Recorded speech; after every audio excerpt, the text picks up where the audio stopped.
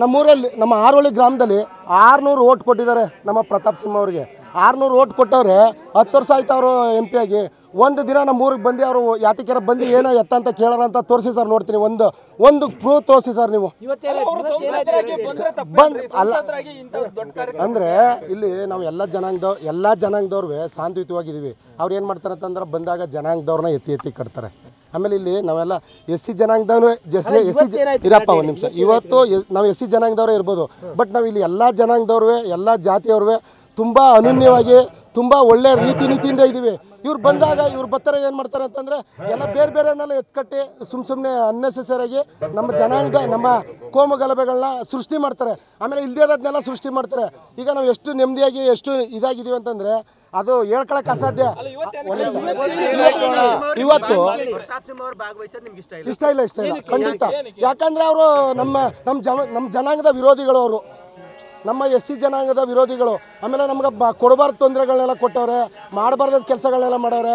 ನಮ್ಮ ಜನಗಳನ್ನ ಯಾವುದೋ ಪ್ರಶಾಂತ್ ಕುಮಾರ್ ಡ್ರ್ಯಾಗನ್ ಫ್ರೂಟ್ ಕೃಷಿ ಮಾಡಿ ಎಕರೆಗೆ 5 ಲಕ್ಷ ಗಳಿಸ್ತಿದ್ದಾರೆ. ನೀವು ಕೂಡ ಅವರಿಂದ ಕಲಿಬೇಕಾ? ಅವ್ರ ಜೊತೆ ವಿಡಿಯೋ ಕಾಲ್ನಲ್ಲಿ ಮಾತಾಡಬೇಕಾ? ಈಗಲೇ ಫ್ರೀಡಮ್ ಆ್ಯಪ್ ಡೌನ್ಲೋಡ್ ಮಾಡಿ. ಇದರಲ್ಲಿ ನಮ್ಮ ದಸರಾ ಟೈಮಲ್ಲಿ ಎಲ್ಲರನ್ನೂ ಸ್ಟೇಷನ್ಗೆ ತಗೋಗೋದು, ಕೂರಿಸೋದು, ಹೊಡಿಸೋದು ಈ ಥರ ಎಲ್ಲ ಮಾಡೋರಲ್ಲ. ಇವತ್ತು ನಮ್ಗೆ ಅವ್ರು ಇಲ್ಲಿಗೆ ಬರೋದು ಇಷ್ಟ ಇಲ್ಲ ಸರ್. ಅವ್ರು ನಮಗೆ ಬೇಕಾಗಿಲ್ಲ. ನಮ್ಗೆ ನಮ್ಮ GT ದೇವೇಗೌಡರು ಇದ್ದಾರೆ. ನಮ್ಮ GT ದೇವೇಗೌಡರ ಪ್ರಾಣ, ನಮ್ಮ GT ದೇವೇಗೌಡರು ನಮ್ಗೆ ಸರ್ವಸ್ವ. ನಮ್ಗೆ ಅವರೇ ಎಲ್ಲ. ಬೇರೆಯವ್ರು ಯಾರು ಬರ್ದೇನವ್ರು ಚಿಂತೆ ಇಲ್ಲ ನಮ್ಗೆ.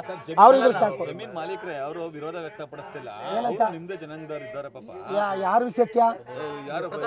ಪ್ರತಾಪ್ ಸಿಂಹ ಅವ್ರ ಬಗ್ಗೆ ಅವ್ರಿಗೆ ವಿಷಯನೇ ಗೊತ್ತಿಲ್ವಲ್ಲ ಕರೆಕ್ಟಾಗಿ. ಅವ್ರು ಅಲ್ಲ ಒಂದು ನಿಮಿಷ. ಪ್ರತಾಪ್ ಸಿಂಹ ಅವ್ರ ಬಗ್ಗೆ ಅವ್ರಿಗೆ ವಿಷಯನೇ ಕರೆಕ್ಟಾಗಿ ಯಾರು ಏನು ಎತ್ತ ಅನ್ನೋದೇ ಗೊತ್ತಿಲ್ವಲ್ಲ ಅವ್ರಿಗೆ.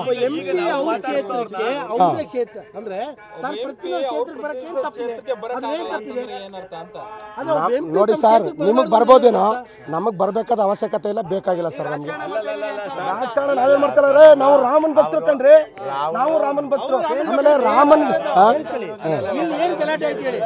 ಏನು ಗಲಾಟೆ ಇಲ್ಲಪ್ಪ.